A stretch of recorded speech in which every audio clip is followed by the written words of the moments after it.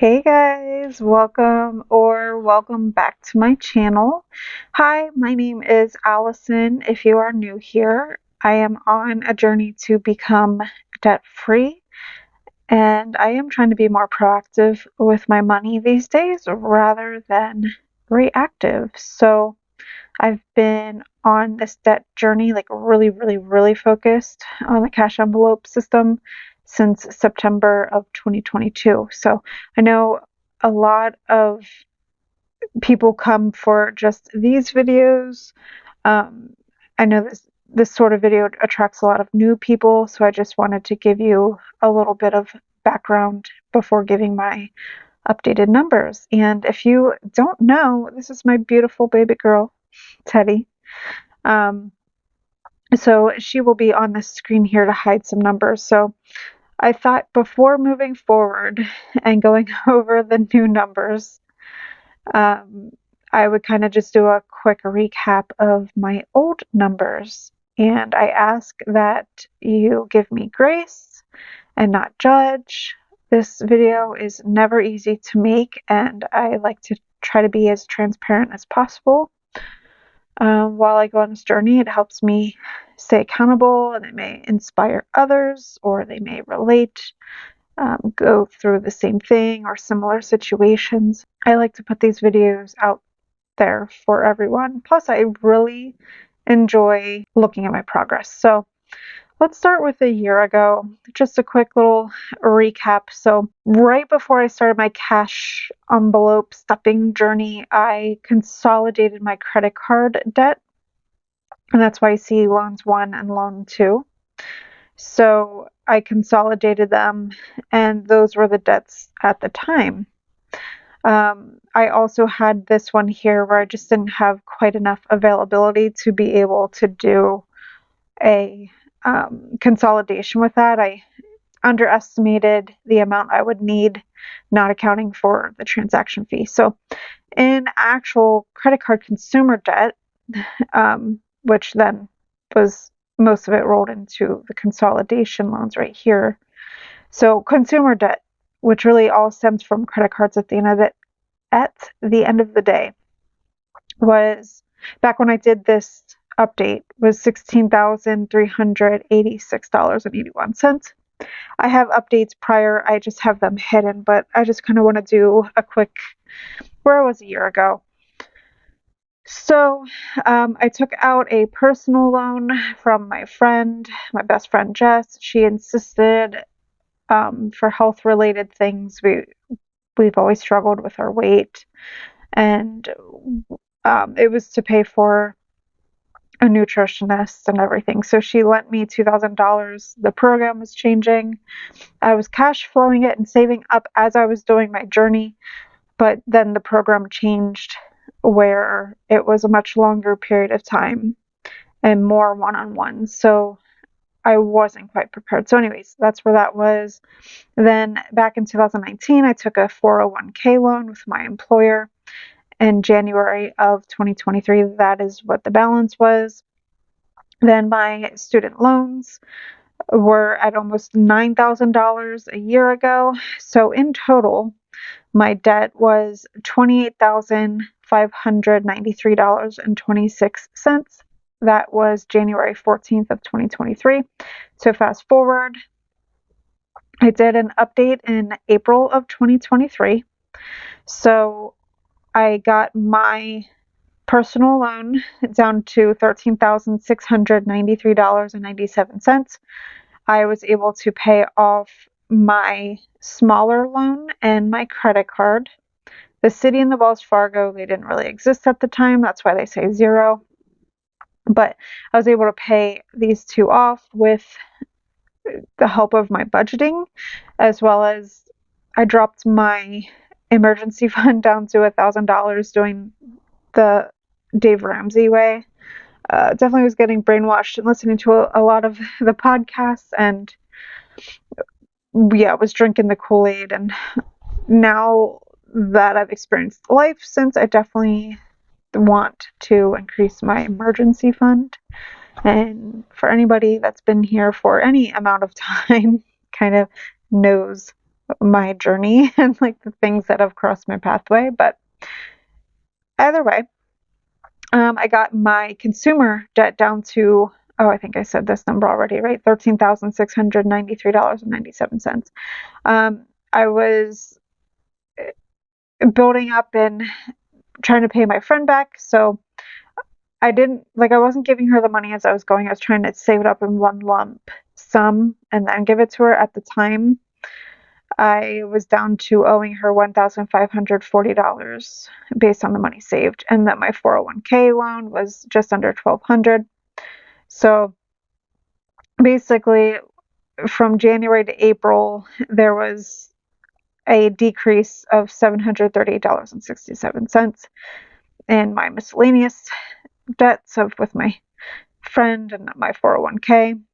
And then, and technically, this 401k could probably be classified as consumer because that was my first attempt to take care of debt when it was not as bad years ago in 2019. It was before I discovered budgeting. And honestly, like any normal statistic, I just got worse from there. Of course, like if you don't address the issue, you go into deeper debt, right?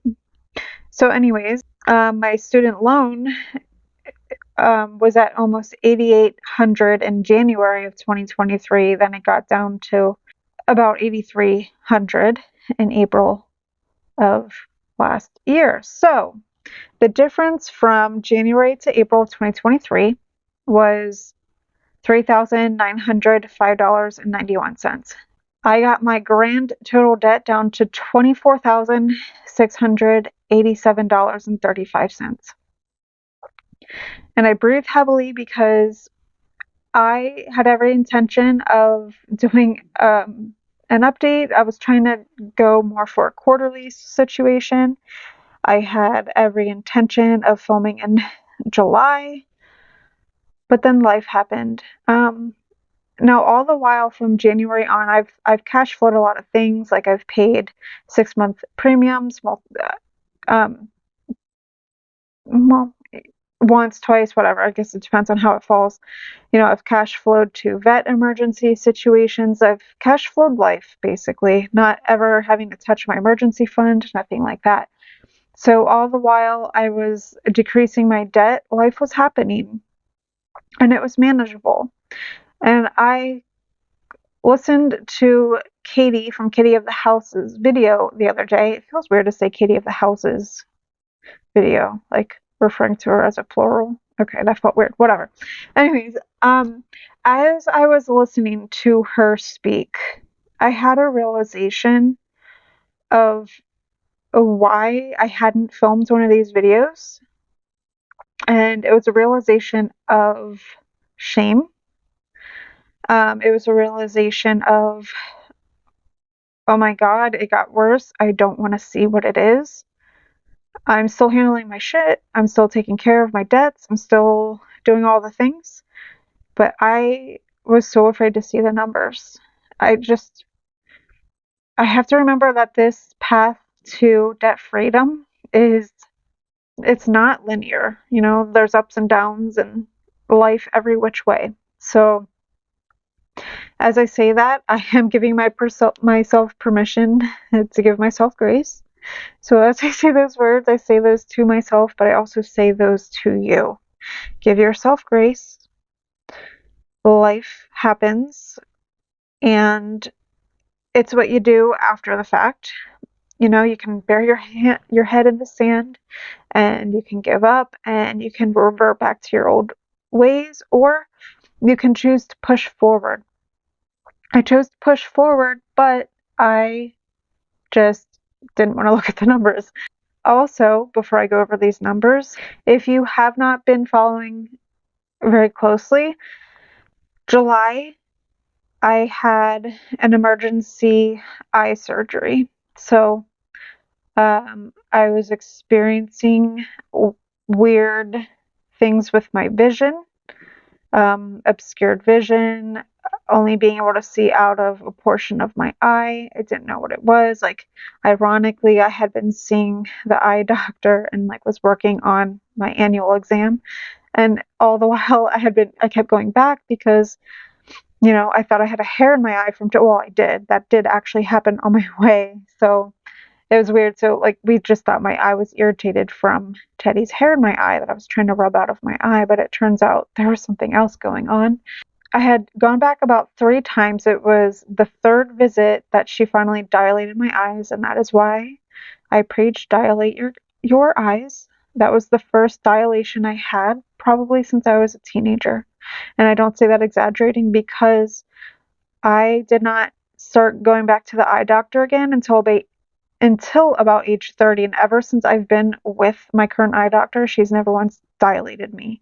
Prior to age 30 of going for the first time, I hadn't been to the eye doctor since about 16 or 17. Okay. But anyways, when I went there on the third visit, she discovered a line on my macula. Didn't know what it meant. July 3rd happens.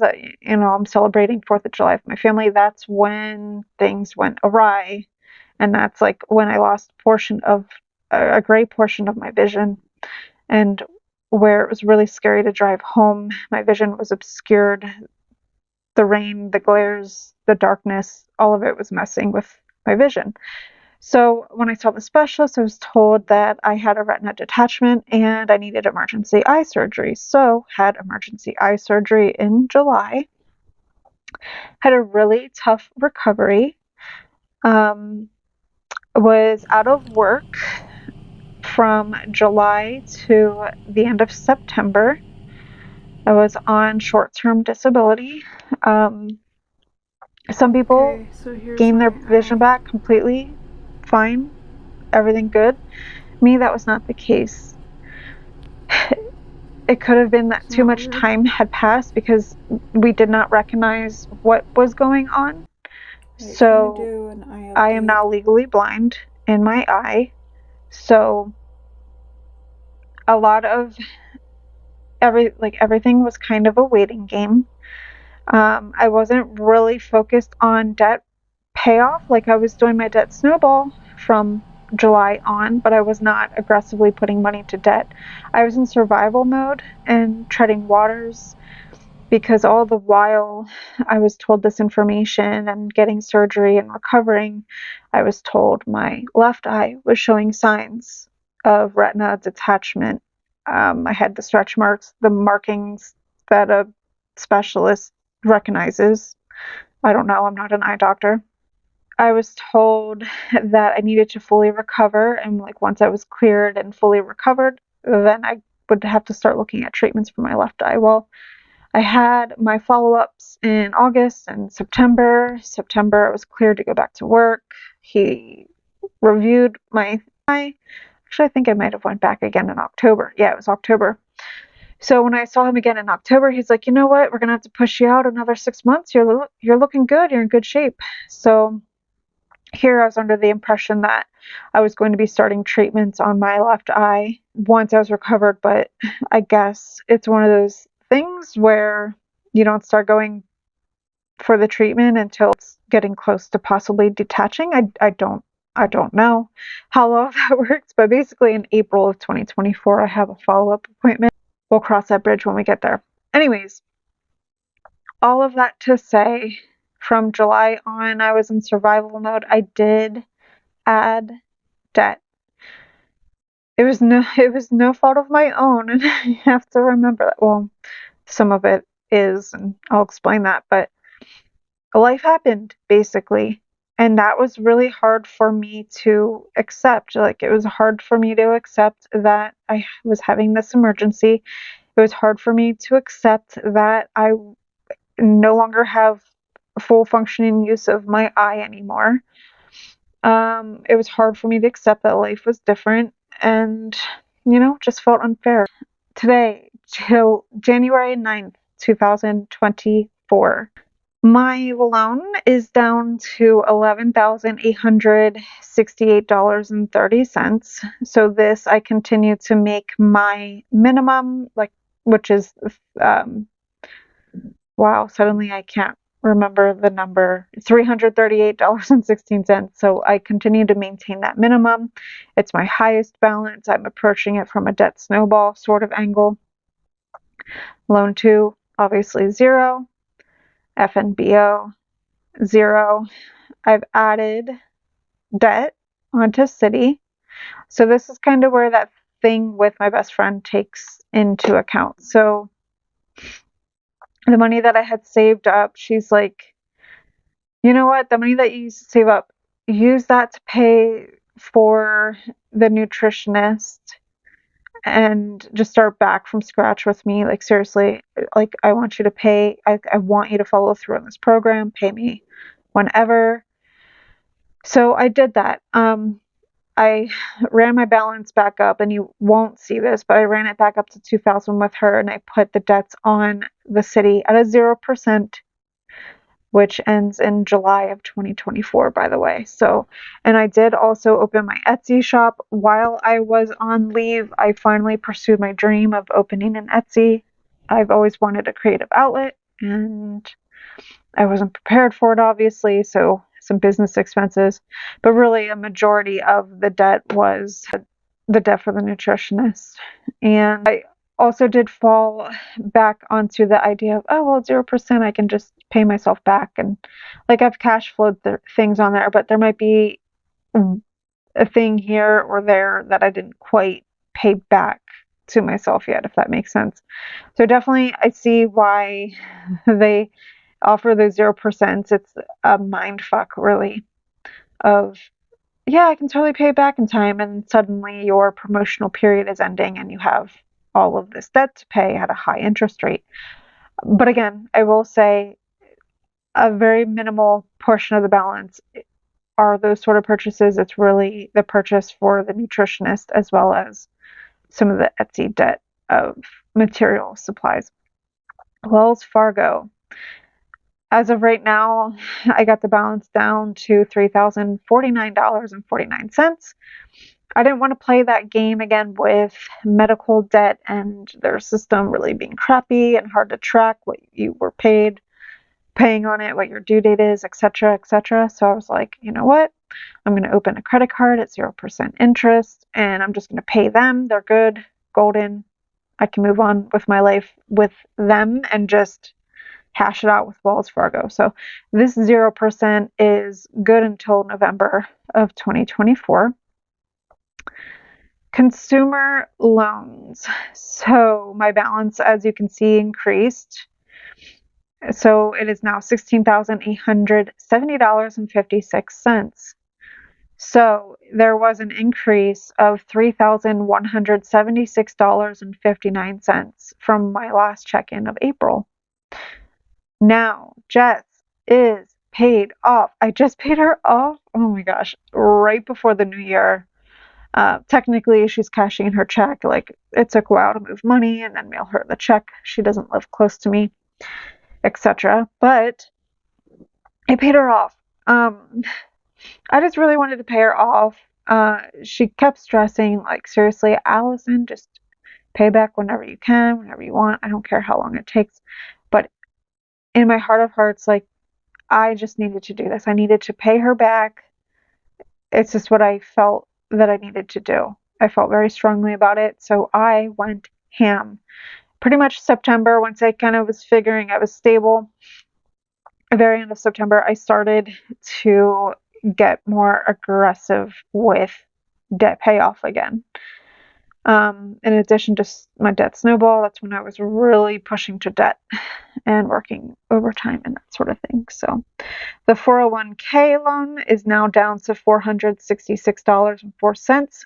The total of miscellaneous debt that I now have is $466.04. So I eliminated $2,256.22 of debt from that category. Then my student loans. It's really depressing comparing a year ago, essentially, but my student loans is now down to $7,011.39. So, the part that you are waiting for, my debt is now a grand total of $24,347.99. A lot of life has happened from April to now, January 9th, 2024. A lot of survival mode, a lot of cash flowing, a lot of paying for things along the way. My grand total difference, my debt only decreased by $339.36.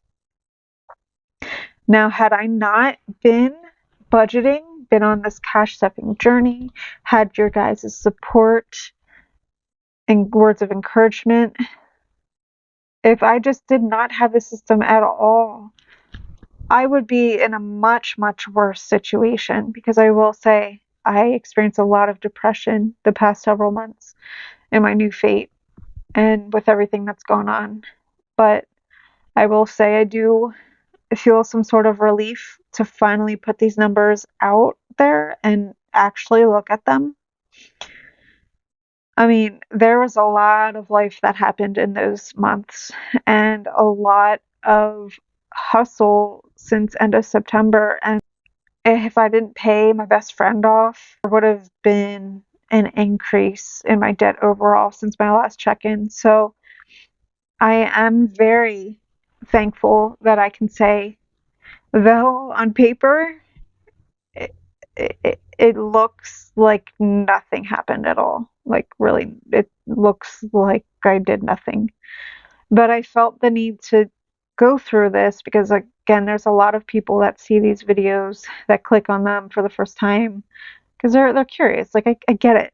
Like, people are airing their dirty laundry.